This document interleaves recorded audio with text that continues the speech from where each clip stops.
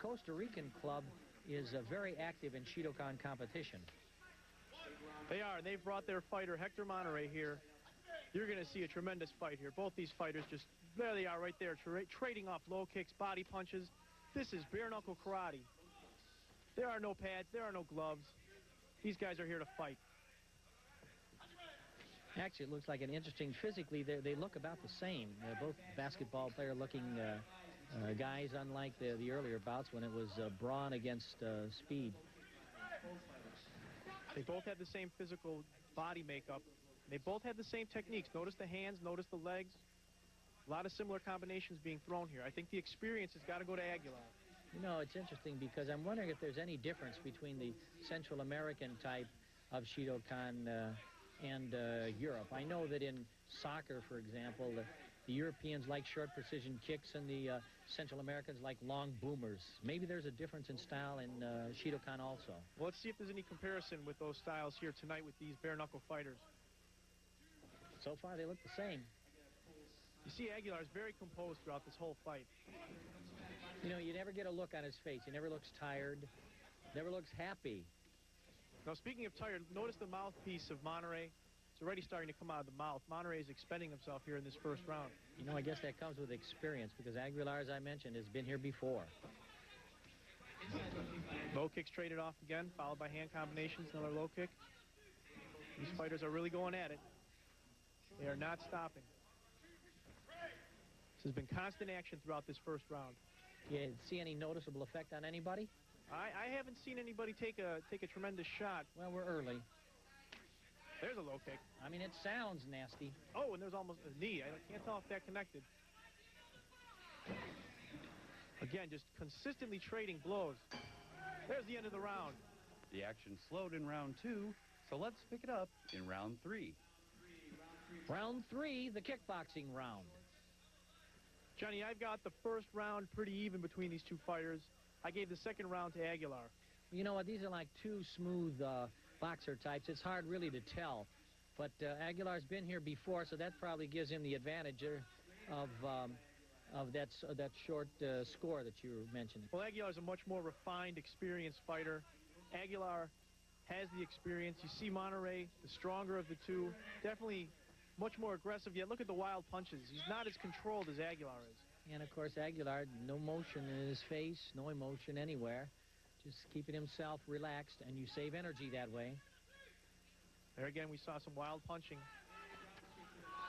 Both fighters exchange kicks. Another wild right and left hand by Monterey. There's those knees with a great hand combination. Aguilar seems to be continuing throughout the fight, just edging up, taking his time. Not a big advantage, but a steady advantage. Monterey looks a bit fatigued again here. Well, you know, it's another thing, too. It's size and strength against speed and finesse, and Aguilar has the finesse. And I can't say this enough, that a lot of times it comes with experience. Experience is the factor here. And he's a winner. Now have some blood flowing from the nose of Monterey, who's caught with one of those punches. These guys are like two boxers now, the way they're dancing around a little bit. A weak left-right combination by Aguilar. There's that mouthpiece coming out of the mouth again. Again, a sign of fatigue. Monterey has another sign of fatigue. His punches are off mark. That punch was right on the mark. And you can see Monterey's mouth is opening up, and that's open in Chicago's Park West Theater. Let's take a look at how Hector Monterey advanced to this phase of the triathlon. Here he is fending off Team USA champion and K1 competitor Lamin Kita from Philadelphia.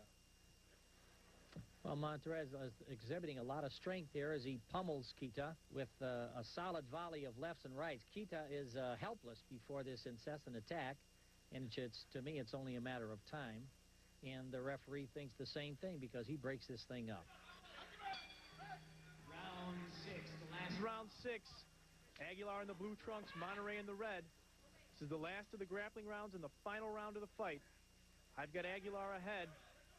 So do I, Dave, but not by that much because Monterey is forcing the action, but his punches are off, and that's what makes me feel Aguilar's ahead. His punches are more controlled, and they're striking the mark. Much more precise, as we just saw right there. In fact, I would not be surprised if Aguilar stopped this kid. Well, Monterey has to be given all the credit in the world, battling back, not giving up. Tremendous fighter. These guys have thrown hard punches from the very beginning, the opening bell of this fight. They have not stopped. You know, that's so typical of all these Shidokan participants. They take it down to the wire, and you find out that in this sport, there's not much of a dispute as who wins these things. And in fact, all the fights that I've seen so far, I've never seen anybody complain. It's usually the fighter who determines who wins. Shidokan is the only venue that allows the fighter to determine the outcome of the fight. When you've won a Shidokan fight, you know it. And when you've lost, you know that as well. And there we see a high roundhouse kick delivered to the head of Hector Monterey. Hector counters. Monterey looks tired. His mouth is gaping open, he's sucking up air, but he still comes out there.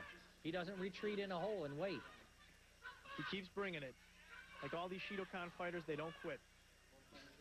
Aguilar starting to score, though. I think this may be not going too much longer. Well, Monterey's hung in there. He survived that flurry of punches. Looks like Aguilar's actually been hurt there from a punch. Well, he looks it too, but I don't see Monterey coming back out at him. He's kind of waiting for Aguilar. Well, like we mentioned throughout this fight, that fatigue factor on Monterey has really worn down. That's the end of the fight. We're going to be going to a judge's decision here. The Shidokan fights are scored on a 10-point must system. Judge 1. Let's see how the judges scored this fight. The fight even at 57 each. The first judge scores the fight even at 57 each. That's kind of surprised, but it shows you how close this thing is. The second judge gives it to Aguilar, 58 to 56. Judge 3 scores the fight 58-56 for Aguilar. The third judge scores 58-56 Aguilar. 6-4 Frederick Aguilar, our winner. And the fourth judge scores it 58-56 for Frederick Aguilar. And your winner in the semifinals, Frederick Aguilar. We'll see who he's going to face in the finals right after this.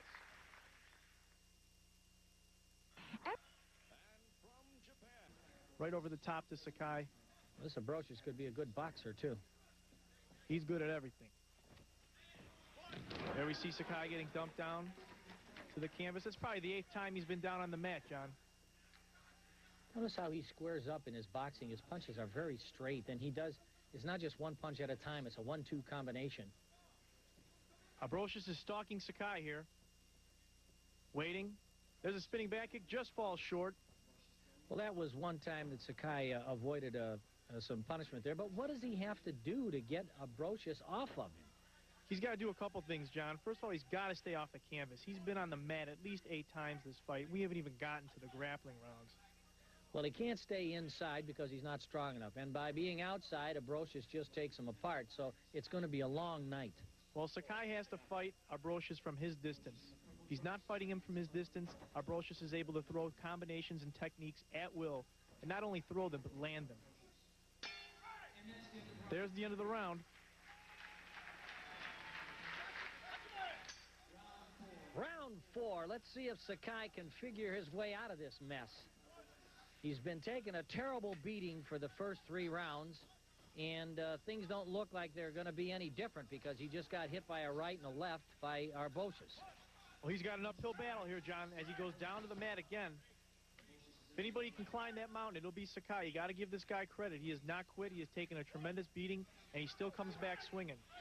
You know, you're right. It does take a lot of courage when you know you don't have the strength and you don't have the speed to overcome these odds and not just quit. Well, there's a little spunk there from Sakai with a low kick. Could be mounting a comeback. He's throwing another low kick there to the inside leg. There's a lot of backing up, though, by Sakai. Oh, and here, some hands thrown by Abroasious. There you go. Now you know what you're talking about here. Lefts and rights, more lefts and more rights. And Abroasious has opened up his arsenal of power. How is Sakai standing on his own 2 feet after that? I don't know. Sakai looked like he was helpless, but he hung in there, and he's taken another 8 count, but he's still standing. Not many fighters I know could have withstood that barrage. I know I don't want to be in there. Bleeding from the mouth, definitely taking punishment from those combinations there. See if he can mount a comeback of his own. There's a left hook. Squaring up again. Abroasious doesn't even look like he's breathing heavily. Oh, and there's a low kick. Just tearing up that leg of Sakai. Oh, and a left hand. Sakai's out on his feet, John. It looks to me like he's going to take another 8 at least. Well, he is standing. Don't see anything from the corner. He looks like he's going to stay again. He's ready to go. He's ready to go. What a fighter. He's rocked again, though, by Abroasious. Oh, and there's that low kick. That's the end of round 4. We'll be back with the grappling in a minute. We're back in Chicago, and if you've just tuned in, we're in the middle of a hellacious fight. Here we see Kęstutis Abroasious just rocking the head and the body of Rose Sakai from Japan. Unbelievable combinations here. How Sakai manages to stay up, I have no idea. Look at those punches rock Sakai's head just back like a bullet. Well, look at Sakai try to throw hooks back, fighting back out of this. Amazing. What tenacity. And we're back in the 5th round. 5-ounce gloves, the grappling rules. We have Sakai in the black trunks. Abroasious the head and the body of Rose Sakai from Japan. Unbelievable combinations here. How Sakai manages to stay up, I have no idea.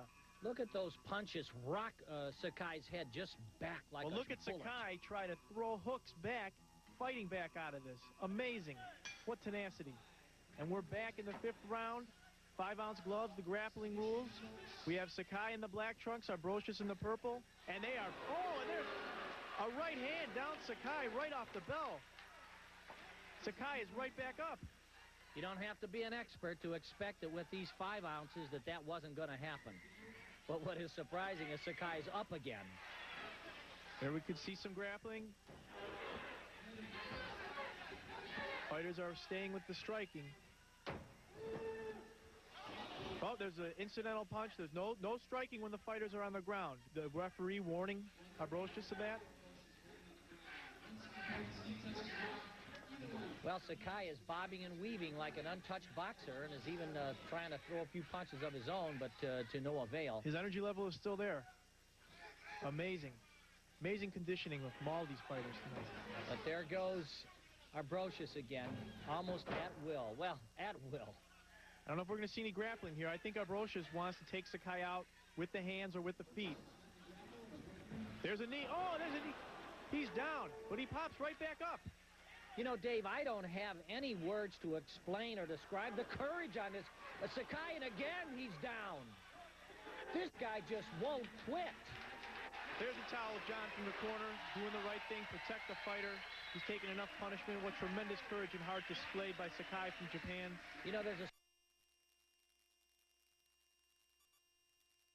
3 rounds kickboxing and 3 rounds of grappling. Dave, I guess that's what they mean when they say the triathlon of martial arts. And not only that, but both of these fighters have fought 3 bouts earlier in the evening to get to this point. Well, I tell you, they don't look like they've fought all 3 times already. Well, look at the quickness of Abroasious there, trying to apply an armbar there. It's not allowed in this phase. That's for the grappling later on in the match. Well, you know, this is going to be kind of unique because Abroasious can match Aguilar in speed and agility, and he'll overmatch him with strength. And experience, John. Both these fighters have a lot of experience. We've seen them fight tonight. We've seen them dispose of their opponents. And this is going to be a great fight. And we see Abroasious with the grabbing technique again, that Sabaki technique, pivoting his opponent, delivering a low kick. See, that's where I think he likes to use his strength, set you up. Well, Aguilar counters right back with an inside low kick. Well, I'm just thinking that if Abroasious can get inside and grab, he can avoid Aguilar's jabs, take the boxing part away from this Aguilar. Well, let's not forget those throws of Abroasious either. We saw him throw Sakai around the ring like a rag doll earlier. Let's see if he can do the same with Aguilar. I think he just tried to do it then, but Aguilar's a little bit too Attempted smooth. to lift him. Both these fighters squaring up again. I think that was that right kick that, again, he struck Abroasious in.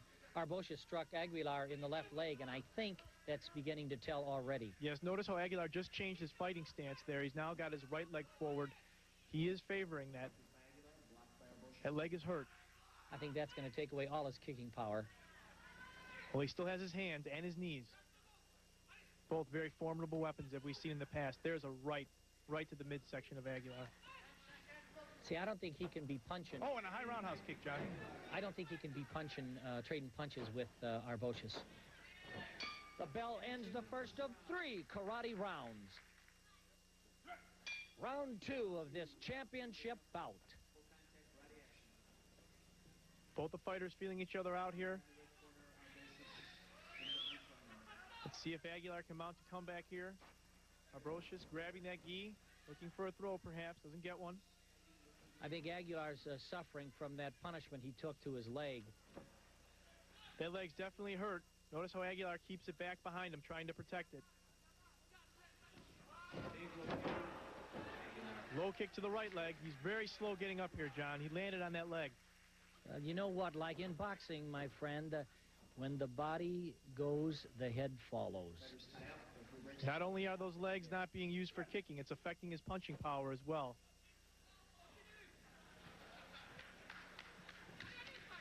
He's really hurt. He's favoring. You see him hobbling on that leg. And if we can see it, you can bet that Abroasious can see it. And like a shark to bait, he's going to go for the kill. Working that inside of the leg there of Aguilar. Aguilar counters with his own punch. Abroasious is really kind of taking his time. Oh, and there goes that leg again. Very slow getting up. Favoring that leg as he gets up. And immediately Abroasious goes for it. In an attempt to protect himself, he grabs that leg and tries to go down to the mat. I don't think this fight's going to stop for any punches to the head. I just think Aguilar is just going to not be able to get up. There's that low kick again. Another one. And 3. another one. He's down. That leg is out. That leg is taken out. Abroasious showing sign of victory. Let's see. Abroasious celebrating a bit early, but let's see what happens here. Aguilar is up. Just like a home run hitter, Dave, when Abroasious hit Aguilar, he knew that he had him. Well, he's up and they're fighting again. Well, he's the champ of Switzerland. There's that low kick again. 4 low kicks. The end of the round, and a wounded Aguilar limps back to his corner. Here's those 3 low kicks that take Aguilar down to the mat. We're in round 3, the last of the full contact karate rounds. We've got Frederick Aguilar on the right, Abroasious on the left. Abroasious looking to throw Aguilar. Favoring that leg again is Aguilar. There's that low kick. There's a knee. Obviously going for that leg. Aguilar moves back in to fight. Abroasious throws another low kick. Going after that leg. Down goes Aguilar. Aguilar slow to get up. Looks like he had help from the referee on that one. And for your information, Johnny, the referee is the president of the U.S. Shidokan, Shihanedi Yoshimura. There's a high roundhouse kick by Aguilar. Just missing. Abroasious delivers some low kicks of his own. Oh, look at that great judo throw, Dave. That's a picture-perfect one-arm shoulder throw. That has definitely taken the wind out of the sails of Aguilar. Not only do I think the wind and the fight are knocked out of him, but he has injured those legs. Those legs are out. Look at him, slow to get up. I don't think he's going to continue. Out comes the mouthpiece. That's it. And there you have the 10th annual Shidokan middleweight champion of the world from Lithuania, Abroasious. That was the most action-packed night of martial arts fighting I've seen in a long time. I can't wait till next year.